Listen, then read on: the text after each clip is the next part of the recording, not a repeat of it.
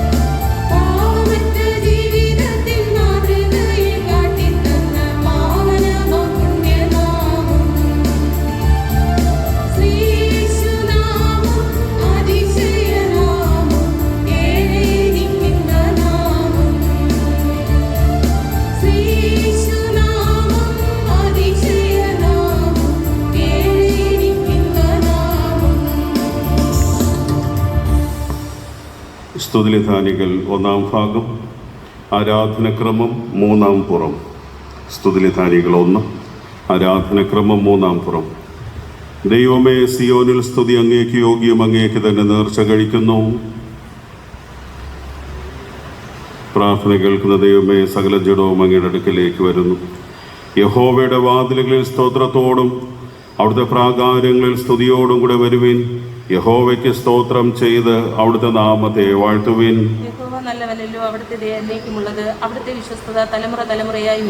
വരുവീൻ, നാം വണങ്ങി നമസ്കരിക്കാൻ. നമ്മെ നിർമ്മിച്ച യഹോവയുടെ മുൻപിൽ മുട്ടുകുത്തുക.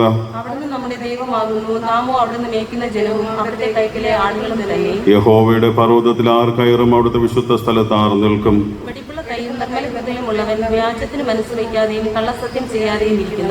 ഞങ്ങളുടെ ദൈവമായ കർത്താവിന്റെ പക്കൽ കരുണയും മോചനവുമുണ്ട്. ഞങ്ങളോ ദൈവത്തോട് മത്സരിച്ചു. അവിടുന്ന് തന്റെ ദാസന്മാരായ പ്രവാചകന്മാർ മുഖാന്തരം ഞങ്ങളുടെ മുമ്പിൽ വച്ചിരിക്കുന്ന ന്യായപ്രമാണ പ്രകാരം നടക്കുവാൻ ഞങ്ങളുടെ ദൈവമായ യഹോവയുടെ വചനം കേട്ട് അനുസരിച്ചില്ല.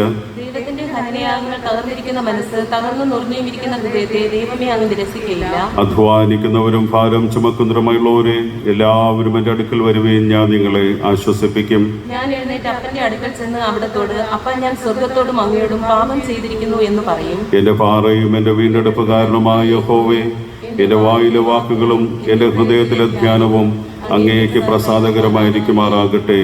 ആമേൻ. കർത്താവിൽ പ്രിയ സഹോദരങ്ങളെ, നമ്മുടെ പരമപിതാവായ സർവശക്തിയുള്ള ദൈവത്തിൻ്റെ അളവറ്റ കരുണയാലും സ്നേഹത്താലും നമ്മുടെ പാപങ്ങൾ മോചിക്കപ്പെടേണ്ടുന്നതിന് നാം ചെയ്തുപോയ പലവിധ പാപങ്ങളും കുറ്റങ്ങളും മറയ്ക്കാതെ താഴ്മയും അനുതാപവും അനുസരണമുള്ള ഹൃദയത്തോടെ ഏറ്റുപറയുവാൻ ദൈവവചനം നമ്മെ പ്രേരിപ്പിക്കുന്നു. അതുകൊണ്ട് നമുക്കെല്ലാവർക്കും വിശുദ്ധ ഹൃദയത്തോടും വിനയശബ്ദത്തോടും സ്വർഗീയ കൃപാസന സന്നിധിയിൽ നമ്മുടെ പാപങ്ങൾ ഏറ്റുപറയാം. മുഴങ്കാലുകൾ മടക്കി ദൈവത്തോട് പ്രാർത്ഥിക്കാം. നമുക്ക് പാപമില്ല എന്ന് നാം പറയുന്നുവെങ്കിൽ നമ്മെ തന്നെ വഞ്ചിക്കുന്നു. സത്യം നമ്മിലില്ലാതെയായി നമ്മുടെ പാപങ്ങൾ ഏറ്റുപറയുന്നുവെങ്കിൽ അവിടുന്ന് നമ്മോട് പാപം ക്ഷമിച്ച് സകല അനീതിയും പോക്കി നമ്മെ ശുദ്ധീകരിപ്പാൻ തക്കവണ്ണം വിശ്വസ്തനും നീതിമാനും ആകുന്നു. കഴിഞ്ഞ നാളുകളിൽ നമ്മുടെ ജീവിതത്തിൽ ഭവിച്ച എല്ലാ ബലഹീനതകളിൽ നിന്നും പൂർണ്ണമായൊരു വിമോചനം കർത്താവിൻ്റെ രക്തത്താൽ സാധ്യമായി തീരേണ്ടുന്നതിന് നമ്മുടെ ജീവിതത്തിലെ എല്ലാ വീഴ്ചകളിൽ നിന്നും ഒരു മടങ്ങി വരവിനായി നമുക്ക് ദൈവസന്നിധിയിൽ അനുതാപത്തോടെ പ്രാർത്ഥിക്കാം. അനുതാപ പ്രാർത്ഥനയായി 10-ാം പുറത്തിൽ കാണപ്പെടുന്ന പ്രാർത്ഥന എല്ലാവർക്കും ചേർന്ന് പ്രാർത്ഥിക്കാം. ഞങ്ങളുടെ പിതാവായ ദൈവമേ, വാക്കിലും പ്രവൃത്തിയിലും വിചാരത്തിലും ഞങ്ങൾ അങ്ങേക്ക് വിരോധമായി പാപം ചെയ്തിരിക്കുന്നു. ഞങ്ങൾ പൂർണ്ണ മനസ്സോടെ അങ്ങേ സ്നേഹിച്ചിട്ടില്ല. ഞങ്ങളെപ്പോലെ തന്നെ ഞങ്ങൾ അയൽക്കാരെയും സ്നേഹിച്ചിട്ടില്ല. ഞങ്ങളോട് കരുണയുണ്ടാകണമേ. ഞങ്ങളുടെ പാപം മാറ്റി ഞങ്ങളെ ശുദ്ധീകരിക്കണമേ. ഞങ്ങളുടെ കുറ്റങ്ങളിൽ നിന്നും ഞങ്ങളെ രക്ഷിക്കണമേ. ഞങ്ങളുടെ കർത്താവായ യേശുക്രിസ്തു മൂലം ഞങ്ങളെ പ്രാർത്ഥന കേൾക്കണമേ. ആമേൻ. ഒരുത്തൻ പാപം ചെയ്തുവെങ്കിലോ നീതിമാനായ യേശുക്രിസ്തു എന്ന കാര്യസ്ഥൻ നമുക്ക് പിതാവിൻ്റെ അടുക്കലുണ്ട്. അവിടെ നമ്മുടെ പാപങ്ങൾക്ക് പ്രായശ്ചിത്തമാകുന്നു. നമ്മുടേതിന് മാത്രമല്ല, സർവ്വലോകത്തിൻ്റെയും പാപത്തിന് തന്നെ. എൻ്റെ നിമിത്തം ഞാൻ തന്നെ നിന്റെ അതിക്രമങ്ങൾ മായ്ച്ചു കളയുന്നു. നിന്റെ പാപങ്ങൾ ഞാൻ ഓർക്കുകയുമില്ല എന്ന് യഹോവയായ ദൈവം അരുളി ചെയ്യുന്നു. ദൈവം നമ്മുടെ ജീവിതത്തിൽ നൽകിയ എല്ലാ നന്മകളെയും ഉപകാരങ്ങളെയും ഓർത്തുകൊണ്ട് സർവശക്തനായ ദൈവത്തിന് നമുക്ക് സ്തോത്രം ചെയ്യാം. സ്തോത്ര പ്രാർത്ഥനയായി 14-ാം പുറത്തിൽ കാണപ്പെടുന്ന പൊതുവായ സ്തോത്ര പ്രാർത്ഥന എല്ലാവർക്കും ചേർന്ന് പ്രാർത്ഥിക്കാം.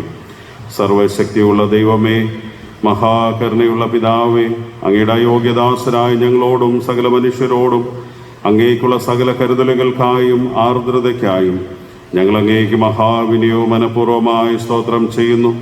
ഞങ്ങളെ സൃഷ്ടിച്ചതിനും പരിപാലിക്കുന്നതിനും ഈ ആയുസ്സിലെ സകല അനുഗ്രഹങ്ങൾക്കായും എല്ലാറ്റിനുമേലായി ഞങ്ങളുടെ കർത്താവായ യേശു മിശിഹ മൂലം ലോകത്തെ വീണ്ടെടുത്ത അവിടുത്തെ വിലമതിച്ചുകൂടാത്ത സ്നേഹത്തിനായും ഞങ്ങൾ അങ്ങയെ വാഴ്ത്തുന്നു.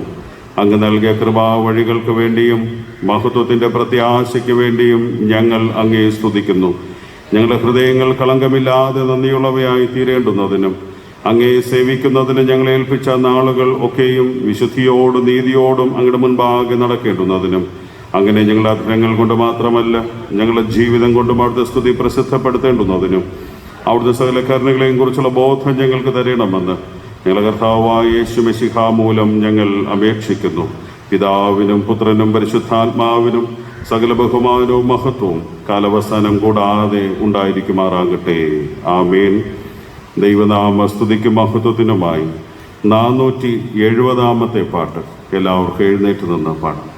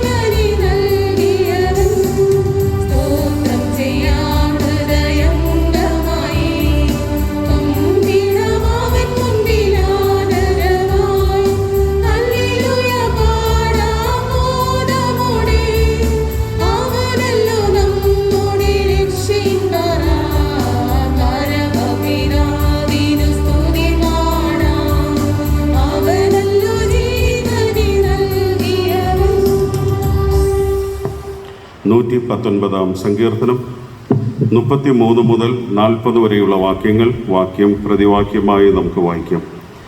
സങ്കീർത്തനങ്ങൾ 119, 33 മുതൽ 40 വരെയുള്ള വാക്യങ്ങൾ.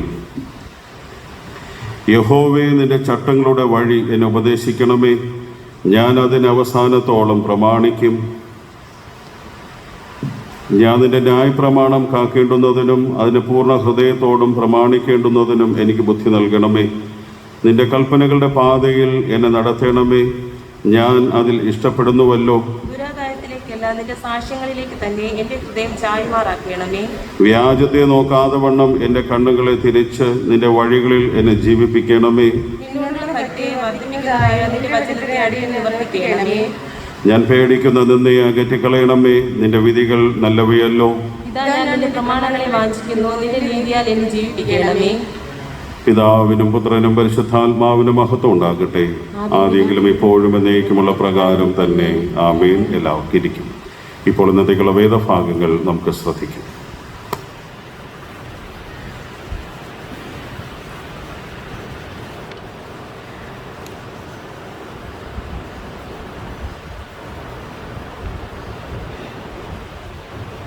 വായിക്കുവാനായി തിരഞ്ഞെടുത്ത പഴയ നിയമ വേദഭാഗം 1 രാജാക്കന്മാർ 3:16 മുതൽ 28 വരെ ഉള്ള വാക്യങ്ങൾ.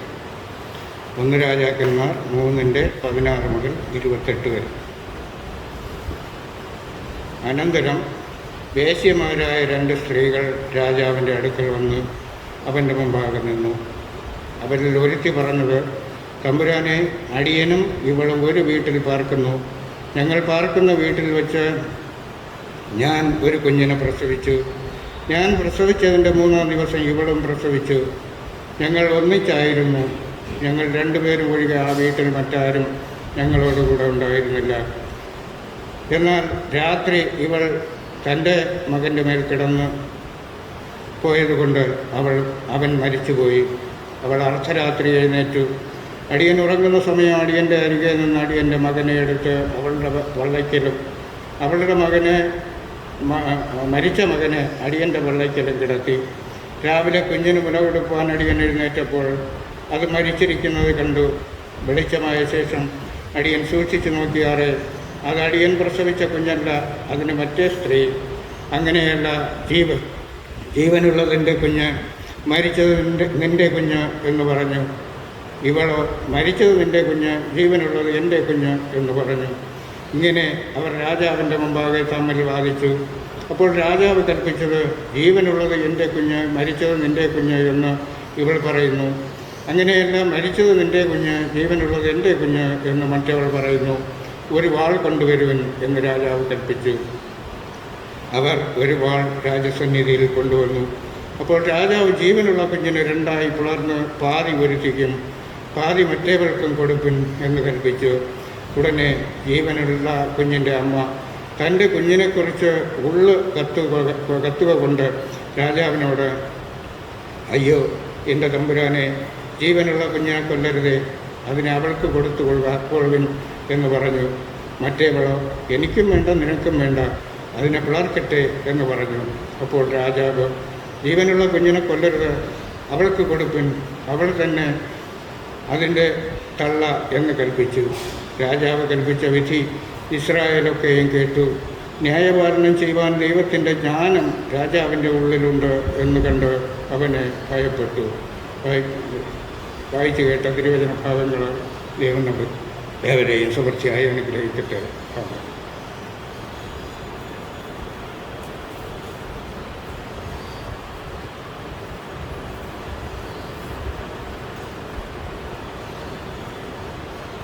വായിക്കുവാനായി തന്നിരിക്കുന്ന പുതിയ നിയമ വേദഭാഗം യാക്കോബ് എഴുതിയ ലേഖനം 1-ാം അധ്യായം 1 മുതൽ 8 വരെ.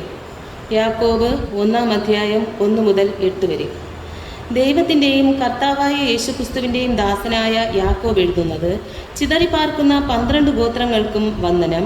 എൻ്റെ സഹോദരന്മാരെ, നിങ്ങൾ വിവിധ പരീക്ഷകളിൽ അകപ്പെടുമ്പോൾ നിങ്ങളുടെ വിശ്വാസത്തിൻ്റെ പരിശോധന സ്ഥിരത ഉളവാക്കുന്നു എന്ന് അറിഞ്ഞ് അത് അശേഷം സന്തോഷം എന്ന് എണ്ണുവിൻ. എന്നാൽ നിങ്ങൾ ഒന്നിലും കുറവില്ലാതെ തികഞ്ഞവരും സമ്പൂർണരും ആകേണ്ടതിന് സ്ഥിരതയ്ക്ക് തികഞ്ഞ പ്രവൃത്തി ഉണ്ടാകട്ടെ. നിങ്ങളിൽ ഒരുത്തന് ജ്ഞാനം കുറവാകുന്നു എങ്കിൽ ഫത്സിക്കാതെ എല്ലാവർക്കും ഔദാര്യമായി കൊടുക്കുന്നവനായ ദൈവത്തോട് യാചിക്കട്ടെ, അപ്പോൾ അവന് ലഭിക്കും. എന്നാൽ അവൻ ഒന്നും സംശയിക്കാതെ വിശ്വാസത്തോടെ യാചിക്കണം. സംശയിക്കുന്നവൻ കാറ്റടിച്ച് അലയുന്ന കടൽ തിരക്ക് സമൻ. ഇങ്ങനെയുള്ള മനുഷ്യൻ കർത്താവിങ്കിൽ നിന്നും വല്ലതും ലഭിക്കുമെന്ന് നിരൂപിക്കരുത്. ഇരുമനസ്സുള്ള മനുഷ്യൻ തൻ്റെ വഴികളിലൊക്കെയും അസ്ഥിരനാകുന്നു. ഈ വായിച്ചു കേട്ട തിരുവചന വേദഭാഗത്താൽ ദൈവം നമ്മെല്ലാം സമൃദ്ധിയായി അനുഗ്രഹിക്കപ്പെടുമാറാകട്ടെ. ആമേൻ. സുവിശേഷ വേദഭാഗം വിശുദ്ധ ലൂക്കോസ് എഴുതിയ സുവിശേഷം 10-ാം അധ്യായം 21 മുതൽ 24 വരെയുള്ള വാക്യങ്ങൾ. ലൂക്കോസ് 10-ാം അധ്യായം 21 മുതൽ 24 വരെയുള്ള വാക്യങ്ങൾ. ആ നാഴികയിൽ അവൻ പരിശുദ്ധാത്മാവിൽ ആനന്ദിച്ച് പറഞ്ഞത്, പിതാവേ, സ്വർഗത്തിനും ഭൂമിക്കും കർത്താവായുള്ളോവേ, നീ ഇവ ജ്ഞാനികൾക്കും വിവേകികൾക്കും മറച്ച് ശിശുക്കൾക്ക് വെളിപ്പെടുത്തിയത് കൊണ്ട് ഞാൻ നിന്നെ വാഴ്ത്തുന്നു. അതേ പിതാവേ, ഇങ്ങനെ നിനക്ക് പ്രസാദം തോന്നിയല്ലോ. എൻ്റെ പിതാവ് സകലവും എങ്കിൽ ഫലമേൽപ്പിച്ചിരിക്കുന്നു. പുത്രൻ ഇന്നവൻ എന്ന് പിതാവല്ലാതെ ആരും അറിയുന്നില്ല. പിതാവ് ഇന്നവനെന്ന് പുത്രൻ വെളിപ്പെടുത്തി കൊടുപ്പാൻ ഇച്ഛിക്കുന്നവനും അല്ലാതെ ആരും അറിയുന്നതുമില്ല. പിന്നെ ശിഷ്യന്മാരുടെ നേരെ തിരിഞ്ഞ്, നിങ്ങൾ കാണുന്ന കണ്ണ് ഭാഗ്യമുള്ളത്. നിങ്ങൾ കാണുന്നതിനെ കാണുവാൻ ഏറിയ പ്രവാചകന്മാരും രാജാക്കന്മാരും ഇച്ഛിച്ചിട്ടും കണ്ടില്ല. നിങ്ങൾ കേൾക്കുന്നതിനെ കേൾപ്പാൻ ഇച്ഛിച്ചിട്ടും കേട്ടില്ല എന്ന് ഞാൻ നിങ്ങളോട് പറയുന്നു എന്ന് പ്രത്യേകം പറഞ്ഞു. ഇവിടെ സുവിശേഷ വേദഭാഗം വായിച്ച് അവസാനിച്ചിരിക്കുന്നു. നമ്മുടെ വിശ്വാസം നമുക്ക് പ്രഖ്യാപിക്കാം. നിഖ്യാവിശ്വാസ പ്രമാണം ആരാധനക്രമം 39-ാം പുറം. സർവശക്തിയുള്ള പിതാവായി ആകാശത്തെയും ഭൂമിയെയും കാണപ്പെടുന്നവയും കാണപ്പെടാത്തവയുമായുള്ള സകലത്തെയും സൃഷ്ടിച്ച ഏകദൈവത്തിൽ ഞാൻ വിശ്വസിക്കുന്നു. ദൈവത്തിൻ്റെ ഏകജാതനായ പുത്രനായി ഏകകർത്താവായ യേശുക്രിസ്തുവിൽ ഞാൻ വിശ്വസിക്കുന്നു.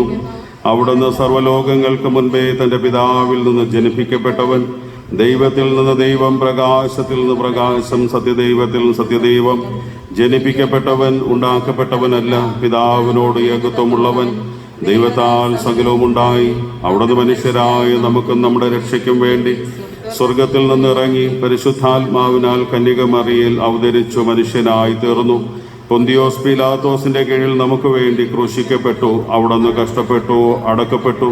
തിരുവേട്ടിൽ പ്രകാരം 3-ാം ദിവസം ഉയർത്തെഴുന്നേറ്റ് സ്വർഗത്തിലേക്ക് കയറി പിതാവിന്റെ വലത്ത് ഭാഗത്തിരിക്കുന്നു. അവിടെ നിന്ന് ജീവനുള്ളവരെയും മരിച്ചവരെയും ന്യായവിധിപ്പാൻ മഹത്വത്തോടെ വീണ്ടും വരും. അവിടുത്തെ രാജ്യത്തിന് അവസാനമുണ്ടാകുകയില്ല. കർത്താവും ജീവിപ്പിക്കുന്നവനും പിതാവിൽ നിന്നും പുത്രനിൽ നിന്നും പുറപ്പെടുന്നവനും പിതാവിനോടും പുത്രനോടും കൂടെ ആരാധിക്കപ്പെടുന്നവനും പ്രവാചകരിലൂടെ സംസാരിച്ചവനുമായ പരിശുദ്ധാത്മാവിൽ ഞാൻ വിശ്വസിക്കുന്നു. കാതോലികവും അപ്പോസ്തലികവുമായ ഏക വിശുദ്ധ സഭയിലും ഞാൻ വിശ്വസിക്കുന്നു. പാപമോചനത്തിലെ ഏക ബപ്തിസ്മയെ ഞാൻ അനുസരിക്കുന്നു. മരിച്ചവരുടെ പുനരുത്ഥാനത്തിലും വരുവാനുള്ള ലോകത്തിലെ ജീവനും ഞാൻ കാത്തിരിക്കുന്നു. ആമീൻ. മധ്യസ്ഥ പ്രാർത്ഥനയ്ക്കായി തലകൾ വണങ്ങി ദൈവത്തോട് പ്രാർത്ഥിക്കും. സ്നേഹവാനായ ദൈവമേ, പരിശുദ്ധ കർത്താവേ, അനുഗ്രഹീതമായ ഈ നല്ല പ്രഭാത ആരാധനയ്ക്കായി നന്ദിയോടെ സ്തുതിക്കുന്നു.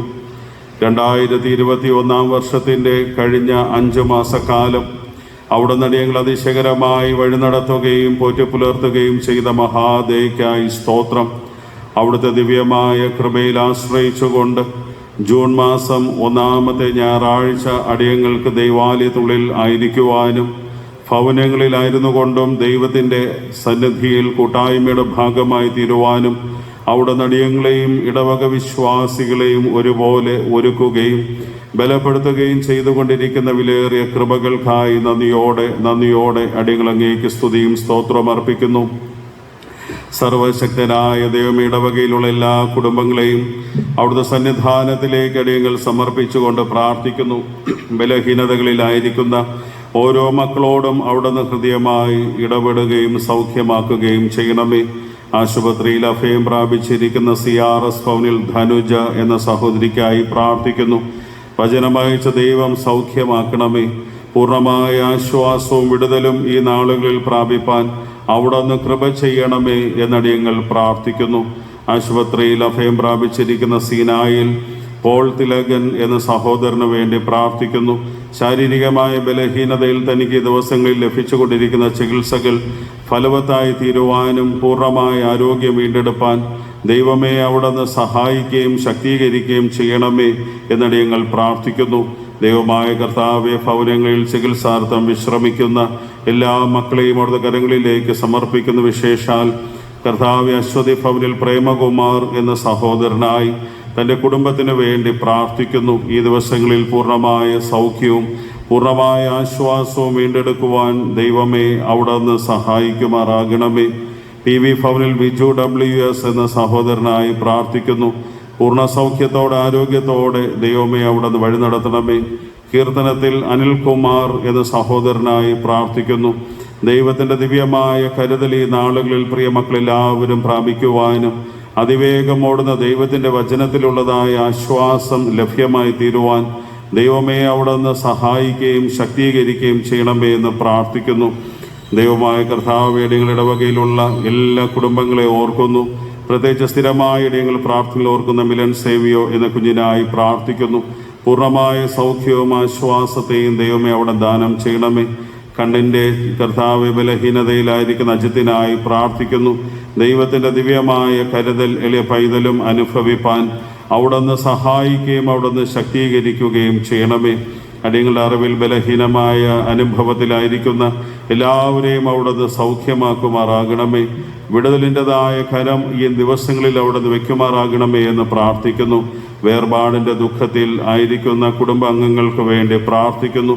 ദൈവത്തിൻ്റെതായ ആശ്വാസവും സമാധാനവും സകല ബുദ്ധിയെയും കവിയുന്ന ദൈവികമായ ശക്തിയും പ്രിയമക്കളുടേതായ ജീവിതത്തിൽ അനുഭവിച്ചു കൊണ്ടിരിക്കാൻ അവിടുന്ന് സഹായിക്കണമേ. ഇടവകയിലെ കർത്താവ് കമ്മിറ്റി അംഗങ്ങൾക്കായി പ്രാർത്ഥിക്കുന്നു. അവരുടേതായ സേവനങ്ങളെയും ശുശ്രൂഷകളെയും കുടുംബങ്ങളെയും അവിടുന്ന് അനുഗ്രഹിക്കുകയും ശക്തീകരിക്കുകയും ചെയ്യണമേ. കപ്പ്യാർക്കായി പ്രാർത്ഥിക്കുന്നു. ഇന്നേ ദിവസത്തെ ശുശ്രൂഷയ്ക്ക് കർത്താവ് ഗാന ശുശ്രൂഷയ്ക്ക് നേതൃത്വം നൽകുന്ന എളിയ സഹോദരങ്ങളെ അവിടുത്തെ കരങ്ങളിലേക്ക് സമർപ്പിക്കുന്നു. ദൈവനാമത്തിൽ അവർ ചെയ്യുന്ന സേവനങ്ങളെ അവിടുന്ന് അനുഗ്രഹിക്കണമേ. ഓൺലൈൻ ആരാധനയുടെ പിന്നിൽ പ്രവർത്തിക്കുന്ന എളിയ മക്കളെയും അവിടുത്തെ കരങ്ങളിലേക്ക് സമർപ്പിക്കുന്നു. ദൈവത്തിൻ്റെതായ വചനമയച്ച് പ്രിയ മക്കളെ അവിടുന്ന് ബലപ്പെടുത്തുമാറാകണമേ.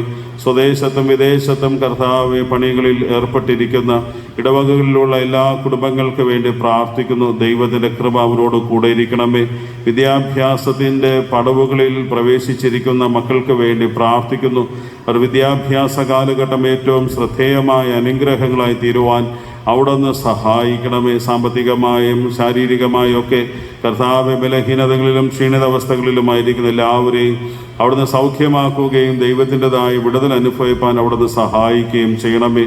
COVID-19 എന്ന മഹാമാരി എത്രയും വേഗം ദേശത്തിൽ നിന്ന് മാറുവാൻ ദൈവമേ അവിടുന്ന് സഹായിക്കണമേ. അങ്ങേക്ക് കഴിയാത്തതായ ഒന്നും ഈ ലോകത്തിലില്ലല്ലോ.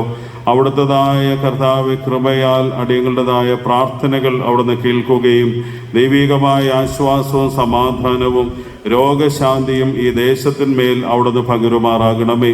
അടിയങ്ങളുടെ ഇടവകയിലുള്ള എല്ലാ കുടുംബങ്ങൾക്ക് വേണ്ടി പ്രാർത്ഥിക്കുന്നു.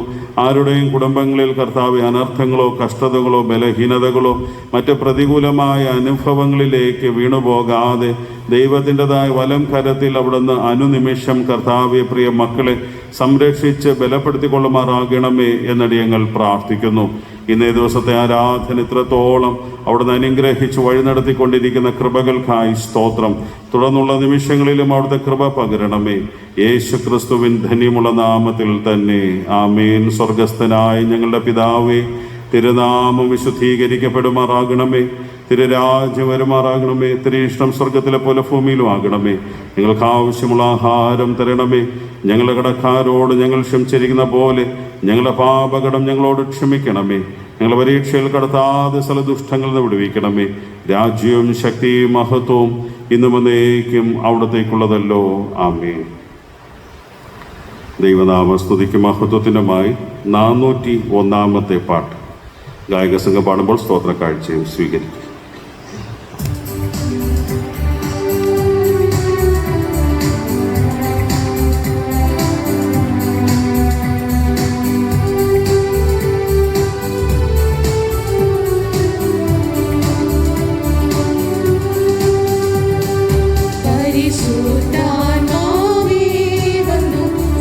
സൃഷ്ടിയെയും പുതുക്കുക,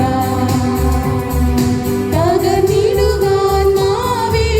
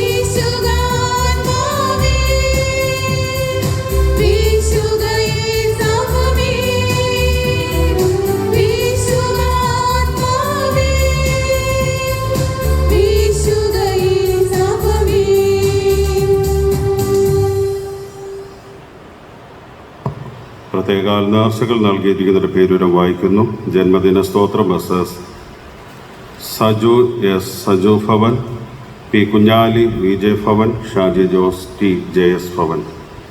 മറ്റ് നേർച്ചകൾ അനൂപ് എ കോമരത്തുവിള 8ാം ക്ലാസ്സിലെ അധ്യയന വർഷത്തിൻ്റെ അനുഗ്രഹത്തിനായി, ദിനേശ് കുമാർ ആൻഡ് ഫാമിലി തേജസ്, ദീപു ദിനേശ് ദൈവം നൽകുന്ന സൗഖ്യത്തിനായി പ്രത്യേക സ്തോത്രം അർപ്പിച്ചിരിക്കുന്നു.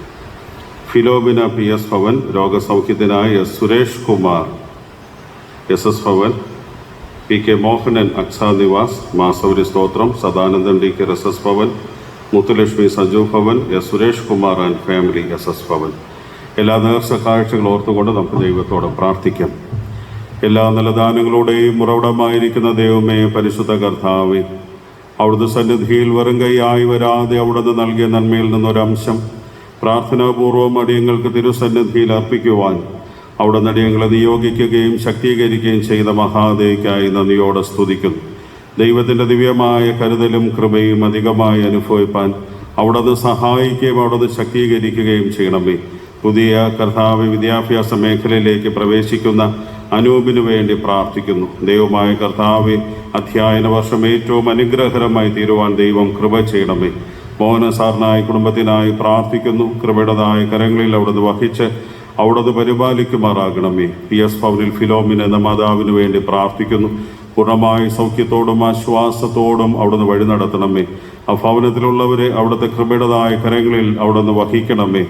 കർത്താവെ, സദാനന്ദൻ ഡീക്കർക്കായി സുരേഷ് കുമാർ എന്ന അവിടുത്തെ ദാസനായി കുടുംബത്തിനായി പ്രാർത്ഥിക്കുന്നു. ദൈവത്തിൻ്റെ ദിവ്യമായ കരുതലും കൃപയും അനുഭവിപ്പാൻ സഹായിക്കണമേ. തേജസ്സിൽ കർത്താവ് ദിനേശ് കുമാറിനായി തൻ്റെ കുടുംബത്തിനായി മക്കൾക്ക് വേണ്ടി പ്രാർത്ഥിക്കുന്നു. കൃപയുടേതായ കരങ്ങളിൽ അവിടുന്ന് വഹിക്കുകയും നൽകിയ ദൈവിക വിടുതലിനായി സ്തോത്രം. പുതിയ വയസ്സിലേക്ക് പ്രവേശിച്ച തിരുസന്നിധിയിൽ കർത്താവ് ജന്മദിന സ്തോത്ര കാഴ്ചകൾ അർപ്പിച്ചിരിക്കുന്ന വ്യക്തിജീവിതങ്ങൾക്കായി പ്രാർത്ഥിക്കുന്നു. അവർ പ്രവേശിച്ചിരിക്കുന്ന പുതിയ വർഷം അനുഗ്രഹപൂർണമായി തീരുവാൻ അവിടുന്ന് സഹായിക്കണമേ. ലഭിച്ചിരിക്കുന്ന വാസ്തവ സ്തോത്ര കാഴ്ചയ്ക്കായി കർത്താവെ പാത്രക്കാണിക്കയ്ക്കായി പ്രാർത്ഥിക്കുന്നു. നൽകിയ എല്ലാ കരങ്ങളെയും അവരുടെ പിൻതലമുറകളെയും കർത്താവെ അവിടുന്ന് മാനിക്കുകയും ശക്തീകരിക്കുകയും ചെയ്യണമേ. യേശു ക്രിസ്തുവിൻ ധന്യമുള്ള നാമത്തിൽ തന്നെ ആമേൻ. ഒരു വിവാഹ പരസ്യം.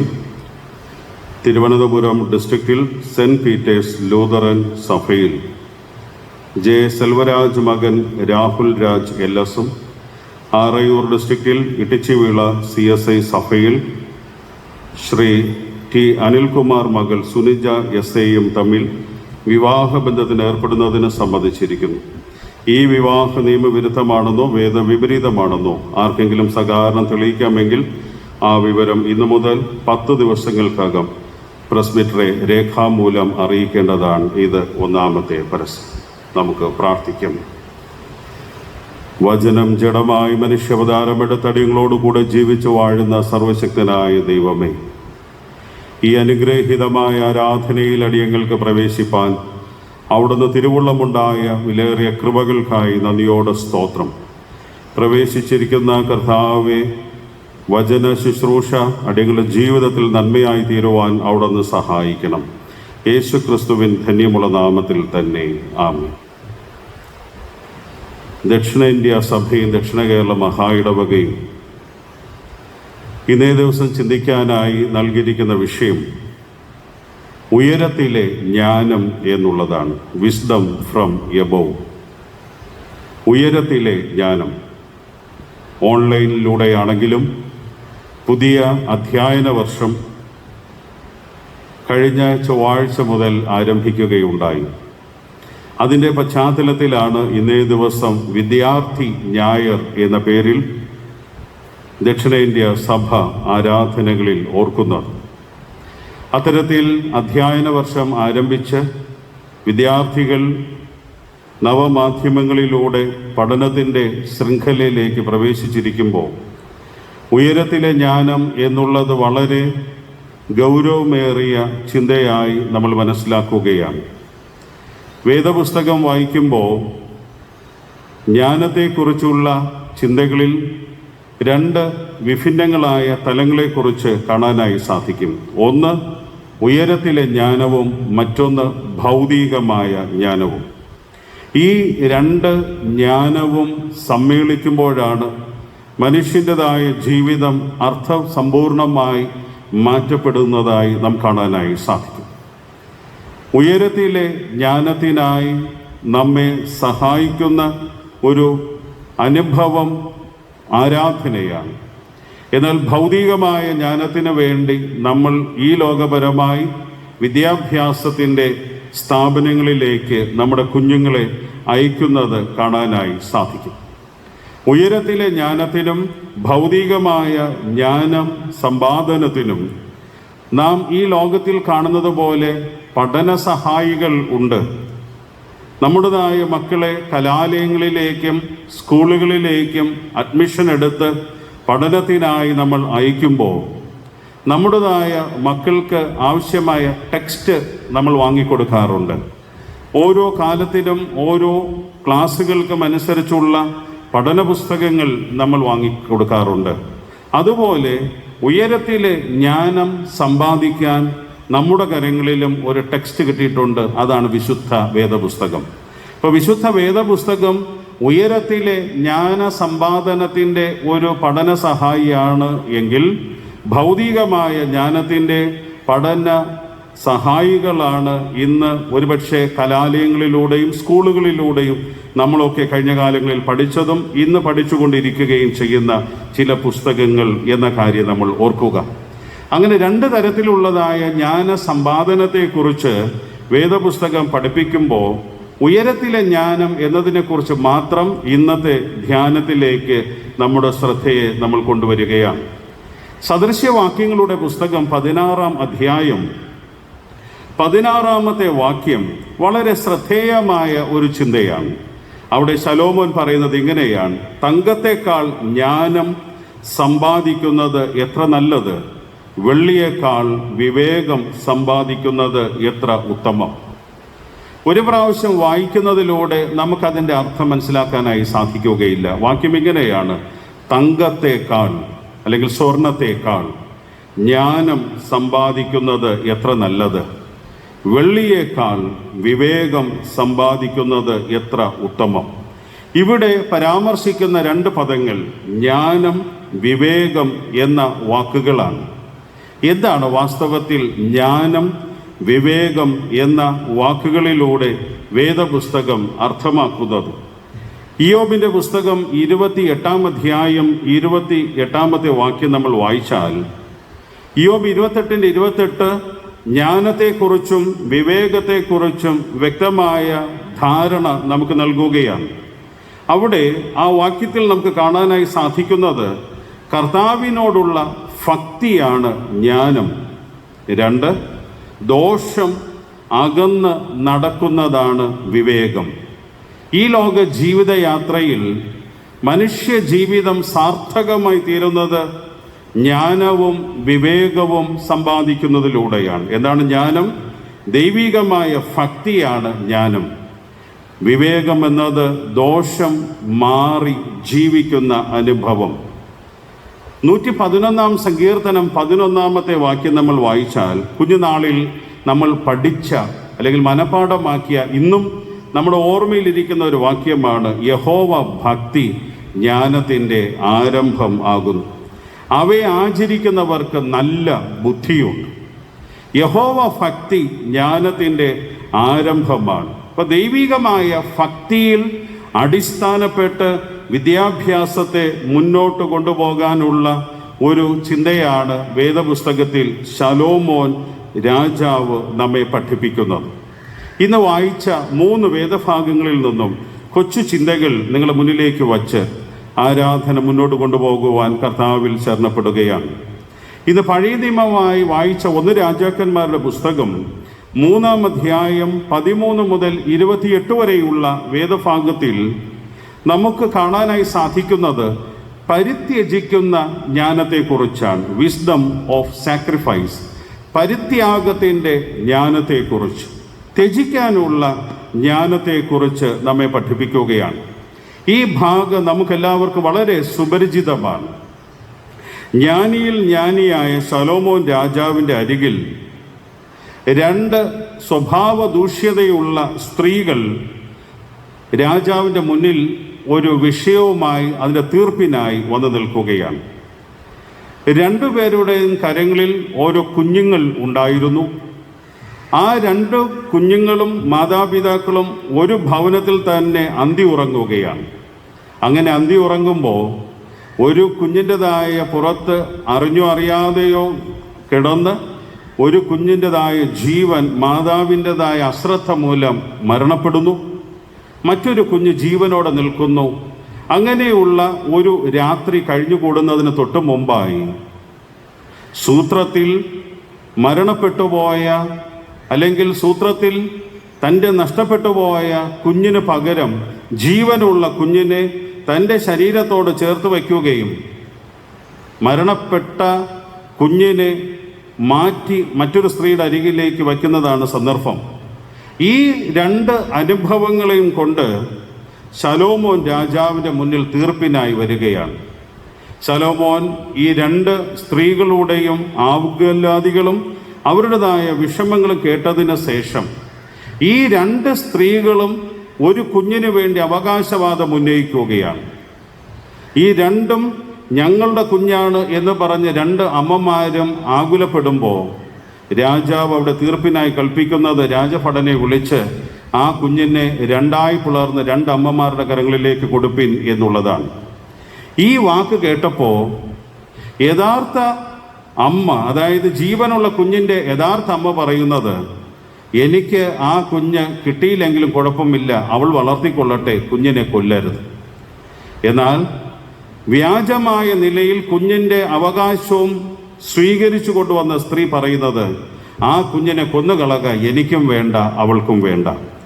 ഈ ഒരു സന്ദർഭം നമ്മെ പഠിപ്പിക്കുന്നത് പരിത്യജിക്കുന്ന ജ്ഞാനത്തെക്കുറിച്ചാണ്.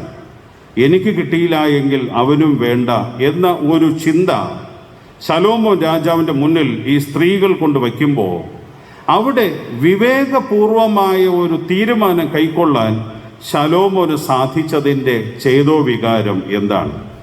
1 രാജാക്കന്മാരുടെ പുസ്തകം 3-ാം അധ്യായം 9-ാമത്തെ വാക്യം നമ്മൾ വായിക്കുമ്പോൾ ശലോമോന്, ദാവീദിൻ്റെ മകനായ ശലോമോൻ രാജാവിനെ ദൈവം രാജഭരണത്തിലേക്ക് കൊണ്ടുവരികയാണ്.